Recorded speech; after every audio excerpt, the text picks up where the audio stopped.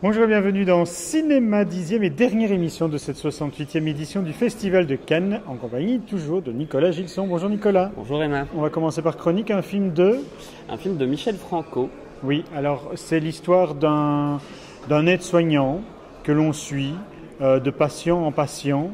De chronique en chronique. Je trouve qu'il y a une très belle et pure esthétique, il y a une mise en scène qui est vraiment très pensée. C'est la même mise en scène que c'est dans ces deux précédents films. Le deuxième qui a disparu d'ailleurs, qui n'est jamais apparu dans nos contrées. Et qui mettait en scène en fait également une aide-soignante, mais qui elle avait des enjeux. Il y avait une motivation derrière ces actions, alors qu'ici il n'y a aucune motivation. Pour ma part, je ne vois pas vraiment l'utilité du film. Oui, je trouve que la réalisation est très belle, mais au niveau du contenu, ça manque un peu de contenant. Deuxième film en compétition, Valley of Love avec Gérard Depardieu et Isabelle Huppert. Ça raconte l'histoire de... Eh bien, ça raconte l'histoire de Gérard et d'Isabelle.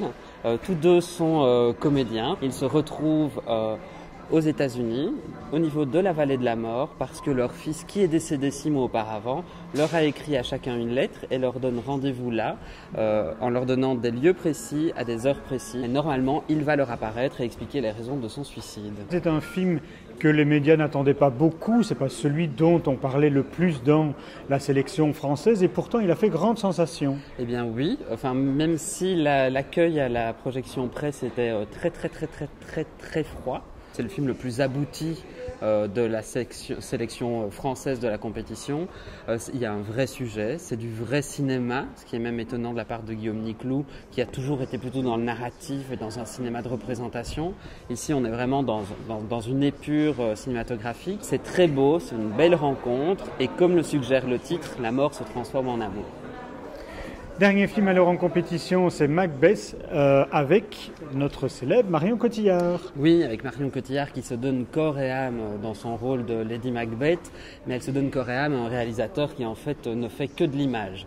Donc ce n'est pas très intéressant, mais en fait on est juste dans un film d'image, purement et simplement. On est dans un film d'effets, donc on va filmer des batailles à la fois de manière frontale et réaliste, mais aussi dans des ralentis sublimés par une musique épouvantable. Et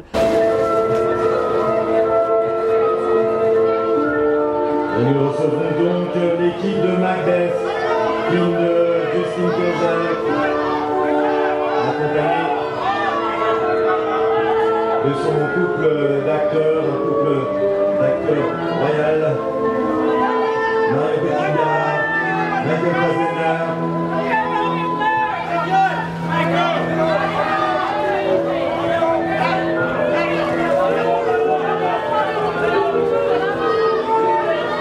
Autre adaptation, c'est celle du Petit Prince de Saint-Exupéry. Deuxième film d'animation dans cette sélection, hors compétition. Nous avons un film de Mark Osborne qui nous a permis d'avoir une magnifique montée des marches vendredi soir sur les tapis rouges du Palais des Festivals. C'est une très belle adaptation parce que Mark Osborne a eu l'intelligence de conjuguer deux types d'animation, de l'animation artistique pour parler du personnage du Petit Prince et puis de l'animation contemporaine, beaucoup plus commerciale, qui rend le film grand public et extrêmement qualitatif. C'est un film très touchant que j'ai beaucoup apprécié. Le Petit Prince étant une histoire au sein de l'histoire. Tout à fait. Maintenant, j'ai lu un tweet relativement assassin qui disait Hey, salut Saint-Exupéry, ici Shakespeare, est-ce que tu as une place dans ta tombe pour qu'on se retourne ensemble? Bah oui, je ne suis pas vraiment d'accord. Eh bien voilà Nicolas, ceci terminait notre dernière émission. On va dire merci et au revoir à nos spectateurs. Eh bien oui, au revoir.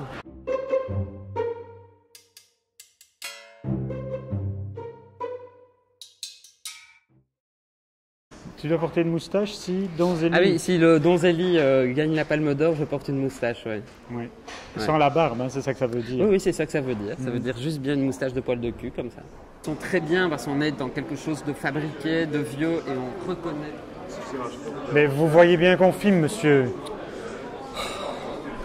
Mais non, on filme, mais oui, voilà, vous voyez bien que...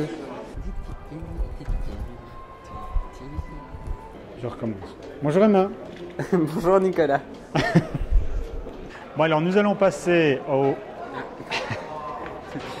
Je suis pas sûr que je sois présent sur les vidéos. Hein. C'est très embarrassant comme film.